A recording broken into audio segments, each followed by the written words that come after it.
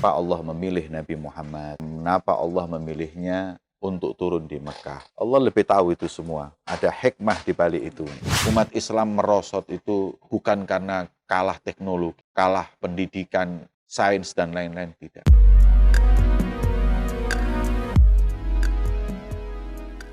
Assalamualaikum warahmatullahi wabarakatuh. Waalaikumsalam Alhamdulillahirrahmanirrahim. Assalatu wassalamu ala asrafil anbiya wal mursalin Sayyidina wa maulana wa habibina Muhammadin wa ala alihi wa sahbihi ajma'in, amma ba'du.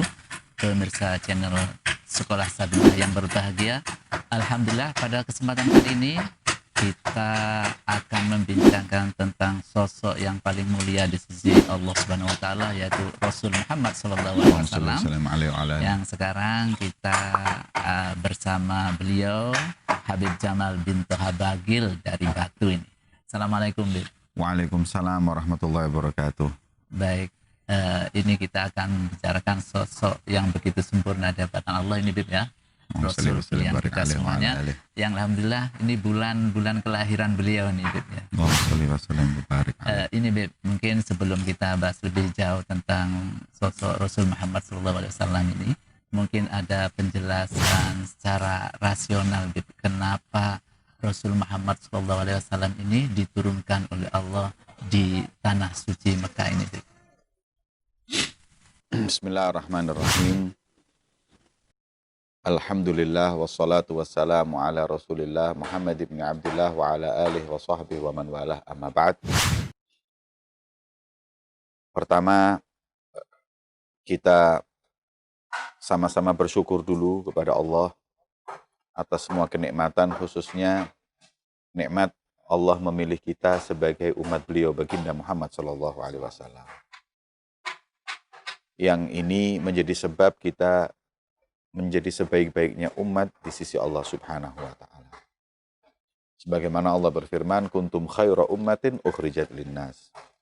Al-Imamul Busiri beliau mengatakan, busyra lana ma'syarul islami inna lana minal inayati ruknan ghairu munhadimi lamma da'allahu da'ina li ta'atihi bi akrami rusli kunna akramal umami. Yang karena sebab beliau akhirnya kita menjadi sebaik-baiknya umat.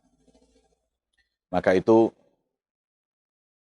kita mesti senantiasa bersyukur kepada Allah Subhanahu wa taala, yang karena sebab itu pula kita menjadi mayoritas penduduk surga Allah. Adapun hikmah kenapa Allah Subhanahu wa taala turunkan nabinya di kota Makkah. Allah Subhanahu wa taala dalam Al-Qur'an berfirman, Allah Maha tahu untuk siapa Allah jadikan risalahnya. Kenapa Allah memilih Nabi Muhammad? Kenapa Allah memilihnya untuk turun di Mekah?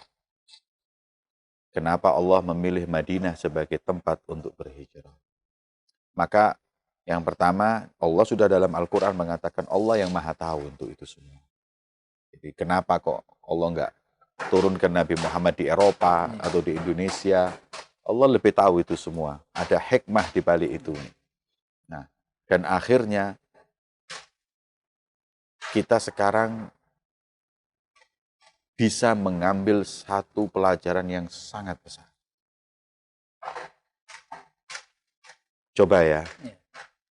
Sebelum datangnya Nabi Muhammad, ini Mekah, Madinah, dan lain-lainnya adalah tempat yang disebut dengan jahiliyah. Jahiliyah. Di mana yang kaya menginjak yang miskin, yang kuat menyiksa dan menindas yang lemah. Seperti itu yang kita lihat. Kebejatan yang begitu dahsyat dan kebodohan dalam peradaban dan yang lain-lain. Hingga sedikit di antara mereka bahkan yang bisa membaca, menulis. Justru Allah turunkan nabinya di tempat yang seperti itu untuk menunjukkan tentang kebesaran Nabi Muhammad. Kalau Allah turunkan Nabi Muhammad di Persia yang ketika itu adalah negara adikdaya dan peradaban yang sudah maju, Maka akan orang mengatakan gimana nggak hebat Nabi Muhammad karena dia besar di Persia. Kenapa? Bagaimana tidak besar Nabi Muhammad sedangkan dia itu dididik di Romawi. Tetapi Allah pilihkan tempat yang paling minim. Tapi negara Arab yang ketika itu peradabannya, pendidikannya yang sangat minim, dengan datangnya Rasulullah, kemudian hanya dengan 23 tahun, beliau mendidik masyarakat Arab, mendidik orang-orang Makkah dan Madinah dan sekitarnya, kaum Quraisy dan lain-lainnya, berubah menjadi sekelompok kaum yang mempunyai peradaban yang tinggi, kekuatan tentara yang begitu dahsyatnya, bahkan sampai menguasai seluruh dunia. Makanya ada satu orang non-muslim, bahkan dia bukan cuma non-muslim, mulhid, ateis, tidak beragama, nggak kenal Tuhan ya. nggak kenal Tuhan, nggak yakin ada Tuhan. Iya. Dia meneliti orang hebat di seluruh dunia, maka dia letakkan orang terhebat di dunia yang nomor satu adalah Nabi Muhammad. Dengan alasan apa? Alasan bahwa seorang sosok yang mampu merubah peradaban yang begitu mundur menjadi peradaban yang sangat maju, bahkan menaklukkan Persia dan Romawi. Kita kalau ngambil satu permisalan, umpama jenengan ini, saya mau tahu hebatnya atau tidaknya, monggo saya suruh jenengan berdakwah di pelosok Malang, anggap Keromengan. Anda didik dalam 23 tahun, orang Keromengan menjadi presiden dan menteri di Jakarta. Anda pasti orang hebat. Gimana nggak hebat orang Keromengan yang pendidikannya tidak semaju Malang dan tidak semaju Surabaya, sampean didik dalam 23 tahun bisa jadi presiden dan menteri di Jakarta. Pasti orang akan mengatakan, Anda orang hebat. Hebat kan? Gimana kalau orang Keromengan ini jadi presiden di Amerika, gantiin Donald Trump dan Putin di Rusia. Negara adikdaya ada dua. Amerika dan Rusia sekarang. Adikdaya dulu Persia dan Romawi. Semuanya ditundukkan oleh umat Islam. Hanya dengan 23 tahun Rasul SAW mendidik orang Arab tersebut. Gimana nggak hebat? Makanya meletakkan Nabi Muhammad orang terhebat di dunia nomor satu, Muhammad. Padahal ini ateis ini ya yang meneliti. Yang mengatakan orang pakai rasional dia. Dia tidak condong ke sana dan kemari. Dia cuman kalau dilihat nggak masuk akal. Orang 23 tahun mendidik bisa seperti ini nggak masuk akal. Persia itu kekuatannya, bala tentaranya, amunisinya, sudah nggak ada, orang Arab nggak ada apa-apanya. Ditaklukkan, tunduk, hingga sampai detik ini mereka beragama Islam. Romawi, Yordan, Suriah itu kan dipegang Romawi semua dulu. Tunduk semua, dipegang umat Islam. Kan ini, kalau dipikir nggak masuk akal ada orang 23 tahun. Kalau jenengan saya kasih waktu 230 tahun belum tentu bisa. Karena ini merombak peradaban ya. Bagaimana nggak hebat ini Nabi kita Muhammad. Kalau kita, umatnya, mengidolakan orang selain Rasulullah, berarti kita nggak kenal Nabi kita. Yang kenalan walaupun nggak beragama, langsung tahu kebesarannya. Makanya kadang-kadang kita ini miris. Lihat umat Islam mengidolakan selain Rasulullah itu miris. Kenapa? Karena apa ada yang lebih pantas untuk diidolakan untuk kita umat Islam seperti Nabi kita Muhammad SAW. Kita mau apa sih? Kita ini senang apa sih? Saya suka orang yang ganteng. Apa ada yang lebih ganteng dari Nabi? Saya itu mengidolakan orang yang pintar. Ada nggak fatonah seseorang yang bisa menyaingi fatonahnya Nabi? Saya ini suka dengan orang yang negarawan. Ada nggak khalifah seadil beliau Rasulullah? Bahkan terhadap non-muslim sendiri. Pada siapapun. Ada orang yang mengatakan saya suka dengan orang yang begitu hebat dalam sains. Ada nggak orang yang mengajarkan sains seperti Rasulullah dengan sunnah-sunnahnya, yang sampai detik ini mereka orang-orang barat pun mengakui. Bagaimana Nabi ketika kencing, beliau nggak mau berdiri tapi duduk. Bagaimana ketika makan, beliau pakai tangan, nggak mau pakai sendok. Bagaimana Rasulullah SAW mengajarkan duduk dalam ketika makan. Sampai sedetil apapun tidak ada Nabi manapun yang mengajarkan kepada umatnya sampai urusan ke kamar mandi, duduknya semua diajarkan. Jadi kalau saya lihat, sungguh musibah yang besar buat kita ini adalah anak generasi muda saat ini yang mereka nggak kenal Nabinya Muhammad. Sosok yang begitu indah dan sempurna. Akan tetapi, sayangnya oleh orang tuanya nggak dikenalkan. Lingkungannya nggak mengenalkan. Makanya orang-orang kita dulu ngadain maulid. Maulid ini fungsinya apa sih? Sejarah singkat Rasulullah agar kita itu kenal Nabi dan paling tidak tombol kangen buat Rasul SAW. Ketika nama dan sejarahnya yang singkat itu disebutkan. Itulah fungsi pertama daripada pembacaan maulid dan peringatan maulid Nabi agar umat ini kembali mengenal Nabinya Muhammad SAW. Baik. Kemudian di era yang sedemikian ini, ya, di era modern global, ini kan pendidikan juga sangat penting, ya. Dan Rasul juga pernah bersabda bahwa aku diutus sebagai pengajar itu, ya. Dengan konteks yang sekarang global ini masih relevan nggak ajaran-ajaran Rasulullah ini? Pertanyaannya, masihkah relevan ajaran Nabi? Menurut saya justru yang kita lihat kasat mata, penemuan-penemuan orang barat atau penemuan orang muslim dalam segi medis dan lain-lain, nggak ada yang pasti, selalu berubah-ubah. Penemuan tentang ini baik, nanti dapat 20 tahun mengatakan kurang baik. Ada yang baik lagi. Ada nanti balik lagi. Itu terus, itu penemuan manusia. Jadi ilmu yang dipelajari manusia saat ini tidak pernah ada yang pasti. Tapi kalau yang diajarkan Nabi, Allah yang memberikan satu kepastian. Wa ma yantiqu 'anil hawa in huwa illa wahyun yuha. Nabi itu tidak berbicara, tidak berbuat apapun kecuali itu wahyu yang Allah wahyukan. Itu namanya ismah, penjagaan dari Allah.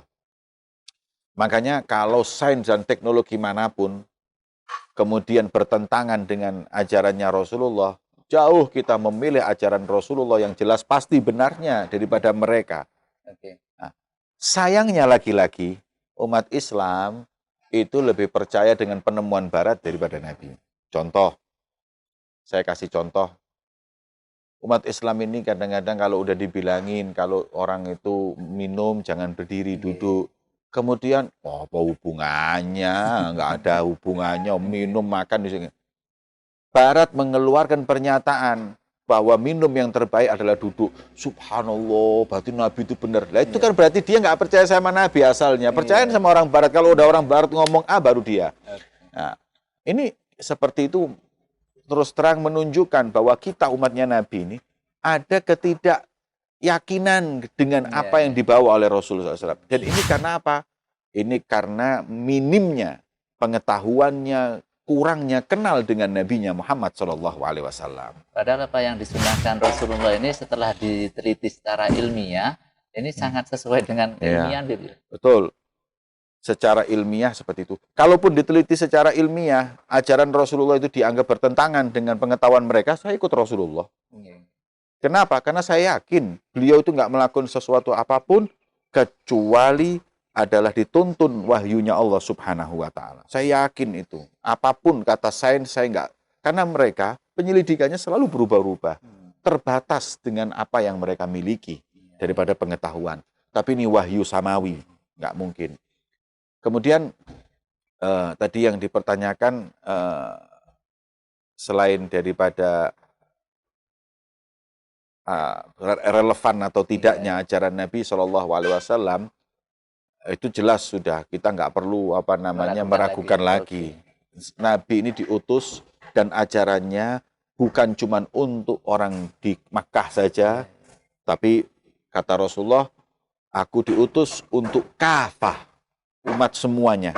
Mau Arab, mau Ajam, mau negeri manapun, agama Nabi SAW itu relevan buat semuanya.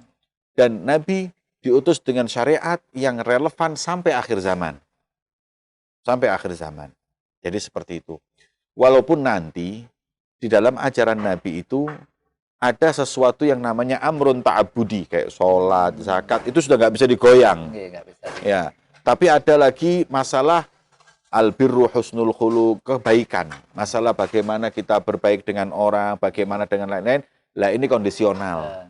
Nantinya kontekstual. Jadi tergantung nanti situasi bagaimana. Ada yang seperti itu. Makanya disebut al-ada muhakkamah dalam kaidah usul fikih. Jadi budaya itu juga punya pengaruh.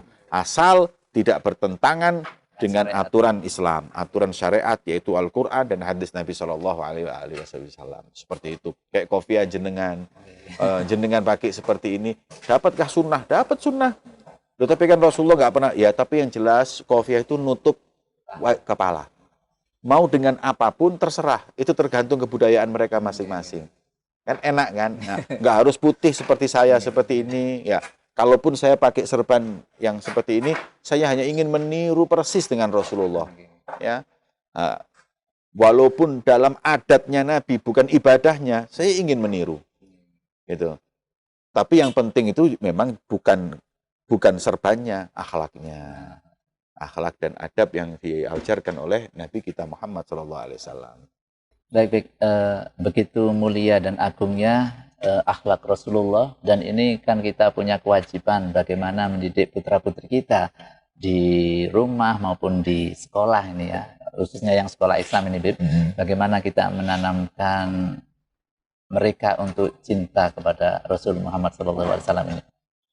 Rasulullah SAW beliau bersabda, "Allimu auladakum ala hubbi thalathin." Ajarkan anak-anak kalian untuk mencintai 3 hal. Ala hubbi nabiyikum, yang pertama. Ajarkan anak kalian mencintai nabi kalian. Ini yang pertama. Wa hubbi ahli baitih, dan tidak sempurna pengenalan kita kepada Rasul tanpa mengenal anak cucunya.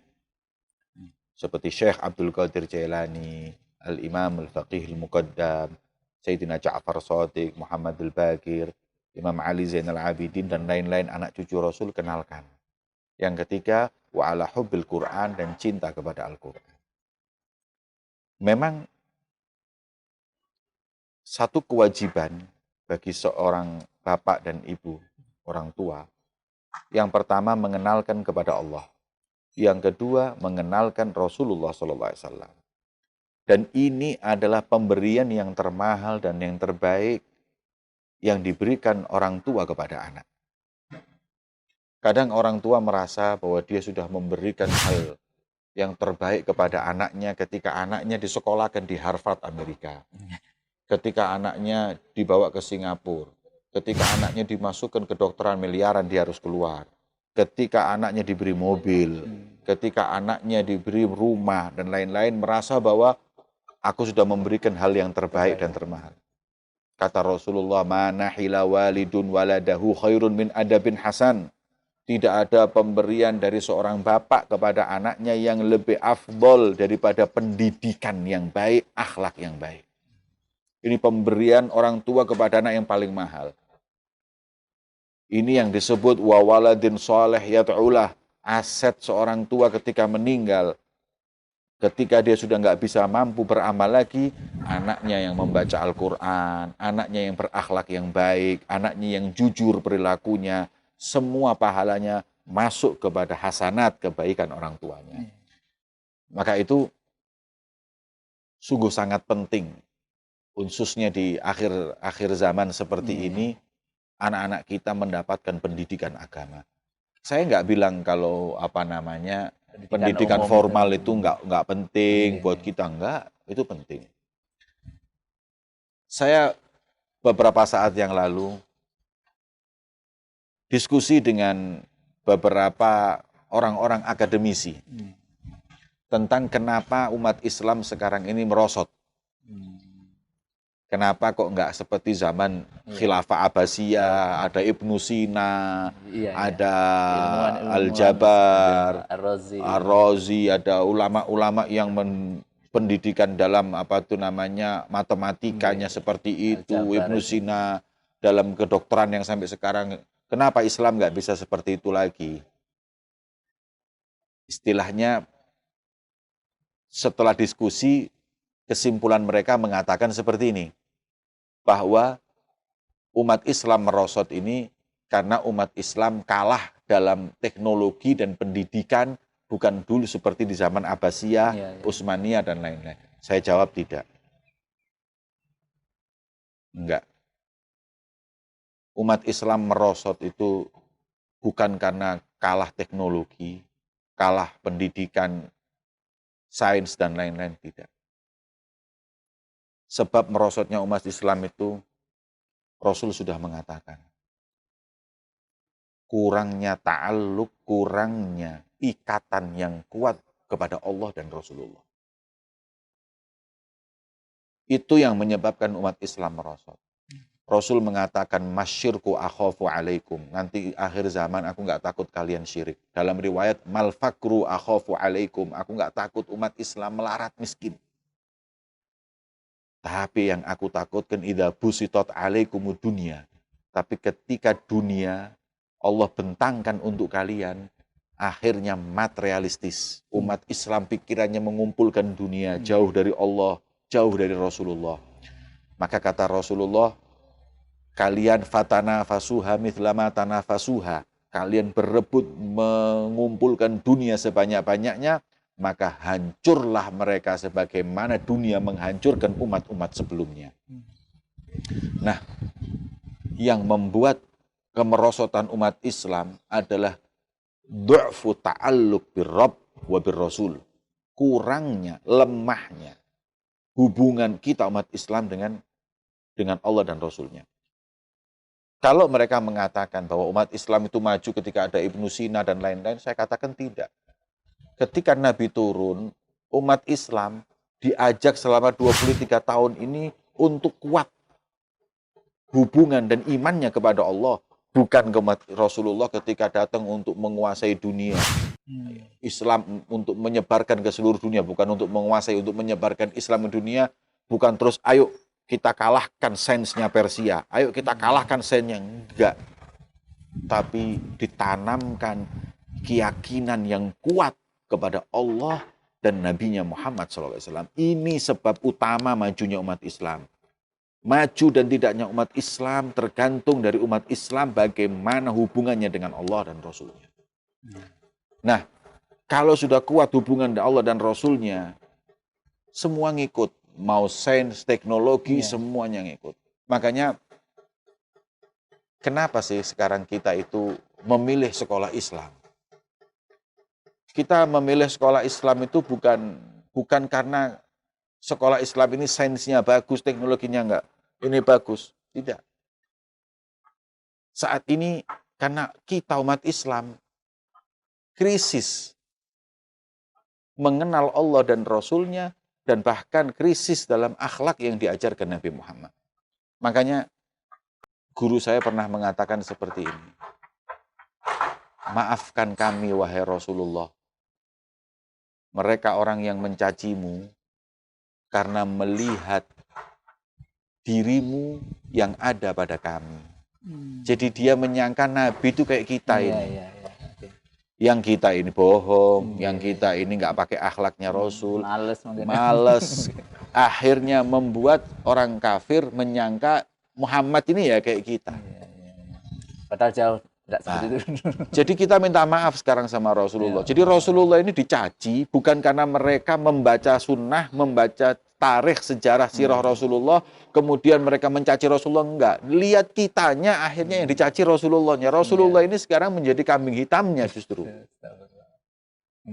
Makanya kita kalau ada orang kafir yang mencaci Nabi kita Muhammad, kita nggak suka, tapi kita nggak perlu terlalu lebay marah, karena memang kitanya yang nggak ngasih. Kalau coba kita ini mengamalkan akhlaknya Nabi Muhammad, demi Allah mereka akan cinta. Dan mereka akan cinta Rasulullah gara-gara kita. Saya malah tertarik dengan omongannya satu petinju tuh, siapa namanya? Khabib itu. Armageddon anu. Yang dari Rusia itu, Iya, yang dari mana Khabib. nama Khabib itu, dia mengatakan seperti ini. Orang non-muslim, mereka tidak membaca kitab dan sunnah, tapi membaca kamu. Iya, iya, iya. Apakah cerminannya syariat itu di kita. Makanya kita umat Islam ini nggak kenal Allah, nggak kenal Rasulullah, nggak menjalankan syariat dan lain-lain. Makanya kadang kita ini Islam la yabqa minal Islam illa rasmuh, kata Rasulullah. Sekarang ini Islam nggak sisa kecuali cuma namanya Islam. Tapi hakikatnya ini kita umat Islam nggak melakukan. Bahkan kadang-kadang orang non-muslim lebih Islam dari kita. Lebih Islami. Lebih Islami. Saya ke luar negeri. Saya lihat ada sekelompok orang di luar negeri, mereka tidak beriman. Tapi semua yang mereka lakukan adalah sesuai dengan sunnah. Saya kalau pagi gitu, jalan pagi, ketemu orang di jalan itu, langkah awal senyum. Senyum, morning. Ini kan Rasulullah mengajarkan, kalau iltaqo al-musliman, kalau berdua orang Islam itu jumpa, kemudian harus salam, ufsu salam bainakum, tebarkan salam, kemudian senyum, wafi apa itu namanya, walau antal ko ulah tahkiran minal ma'rufi syai'an, walau antal ko akhau biwajhin, kamu jangan remehkan kebaikan sedikit pun, walaupun hanya dengan senyuman yang kau serahkan atau yang kau tampakkan di wajahnya orang muslim. Jadi lihat orang itu, kalau saya di luar negeri, lihat orang itu langsung senyum duluan. Hai. Dalam bahasa Jawa sumeh gitu. Sumeh. Begitu saya pulang ke Indonesia, belum apa-apa, saya masih di Bandara Surabaya, lihat orang sudah merengut duluan. Iki sing ndi sirek, sing muslim sing ndi. Yang diajarkan Nabi bukan seperti itu. Nah, mereka ngambil dari kita kedisiplinan. Mereka Rasul itu disiplin. Sampai saking disiplinnya, sholat itu Rasulullah perhatiin satu-satu. Disiplin. Dalam peperangan. Sebelum beliau ngimami itu. Sebelum beliau bertakbir, beliau satu-satu lihat. Ayo ingatkan, yang lurus. Jadi urusan sholat aja soft itu diluruskan, yang rapat, yang lurus. Saking disiplinnya Rasulullah. Jadi kedisiplinan, kejujuran, ini kemudian apa namanya, akhlak yang enak, nama yang bagus, dan lain-lain ini sudah diajarkan semua oleh Nabi Muhammad. Hanya kita umatnya ini kurang mengenal Rasul, kurang keimanan kita kepada Nabi. Akhirnya kita sayangkan bahwa justru yang mengamalkan ajaran Nabi Muhammad malah orang-orang yang tidak beriman. Non-muslim. Oke, baik. Terakhir, mungkin di peringatan Maulid tahun ini mungkin pesan-pesan Habib untuk pemirsa. Ini repot ini kalau ngomong Maulid ini, karena sekarang kan lagi corona, jadi nggak bisa kumpul.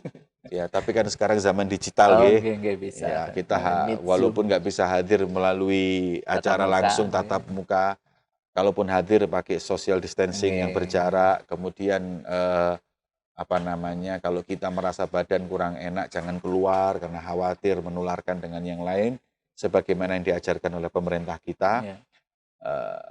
Begini, kita umat Islam harus berlomba-lomba mengadakan peringatan Maulid di setiap daerah kita masing-masing. Kita berlomba-lomba untuk memeriahkan lahirnya Rasulullah. Kenapa? Semakin meriah, anak turun kita semakin penasaran. Siapa ini orang? Begitu meriahnya orang tuaku dan umat Islam memperingati lahirnya. Ketika kita memperingati lahirnya Rasulullah dengan yang meriah dan lain-lain, anak-anak kita ini menanti kapan Maulid dan ingin kenal dengan siapa yang lagi diperingati Maulidnya. Kata guru saya, la ya'rif qadrul maulid illa man arafa qadrul maulud. Orang yang tahu kadar kemuliaan peringatan Maulid Nabi hanyalah orang-orang yang tahu kadar siapa yang diperingati. Yang kita peringati Rasulullah agung. Makanya kalau orang-orang yang nggak kenal Nabi Muhammad, Allah apa sih peringatan-peringatan ini bid'ah kabeh. Karena nggak kenal sama yang diperingati dengan Nabi Muhammad. Maka daripada itu, kita umat Islam jangan mau kalah dengan peringatan-peringatan yang lain. Saya menghimbau dan menyarankan untuk kita itu kalau 17 Agustus, Hari Kemerdekaan Republik Indonesia, kita mesti peringati. Di pondok ini aja kita peringati, kita upacara, dan kemudian kita adakan lomba-lomba. Memeriahkan. Untuk saya kasih tahu bahwa ini hari adalah merdekanya negeri kita. Bentuk syukur. Bentuk syukur dan bahagia. Saya ajarkan seperti itu. Di pondok ini, 17 Agustus, Hari Kemerdekaan Republik Indonesia, 17 Agustus, kita alhamdulillah syukur kepada Allah dan bahagia atas kenikmatan yang Allah berikan. Dan bagaimana anak-anak ini saya liburkan, bahagia, main lomba dan lain-lainnya. Oke. Saya hanya mengenalkan bahwa alhamdulillah 17 Agustus kemerdekaan. Tapi gimana dengan 12 Rabiul Awal, Hari Kemerdekaan alam semesta? Semua kenikmatan ini datang. Lailatul Qadar, Idul Fitri, Idul Adha, Nisfu Sya'ban. Semua kenikmatan dan kemuliaan yang datang tidak akan pernah terwujud tanpa lahirnya beliau Rasulullah. Makanya sebagian ulama mengatakan Rabiul Awal lebih afdol, malam lahirnya Nabi lebih afdol daripada Lailatul Qadar. Mana mungkin Lailatul Qadar khairun min alfi syahr, Allah dalam Al-Quran menyebut. Iya, kalau Nabi nggak lahir ada Lailatul Qadar. Semua kenikmatan datang semenjak lahirnya Rasulullah. Makanya saya katakan, Anda boleh peringati hari kemerdekaan, bahkan bagus, dan itu saya lakukan. Tapi untuk peringatan lahirnya Nabi Muhammad harus lebih meriah, karena skalanya lebih luas, alam semesta, ini cuma negeri kita. Apalagi kita orang yang beriman kepada Allah dan Nabi-Nya Muhammad. Bikin yang rame. Ya.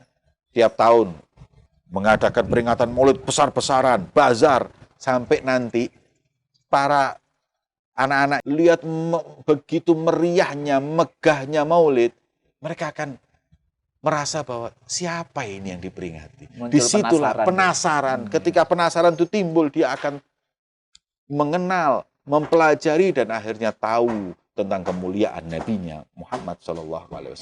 Kita mesti berlomba-lomba. Ini kalau sekarang nggak waktunya corona, di pondok pesantren kami hampir 10.000 yang hadir. Iya. Dengan kita lakukan sebisa mungkin, semaksimal mungkin. Kita buat acara 2 hari 2 malam. Kita acara malam pertama kita buat acara, kemudian sunatan massal, kemudian maulid, kemudian ada marawis, ada sampai anak-anak pondok ini nanti kapan maulid, karena maulid meriah di pondok, mereka pingin marawis, kita undang dari sana dengan ngabisin duit lebih dari 100 juta kita untuk itu. Tapi itu sedikit dibanding jasa beliau dan dibanding manfaat.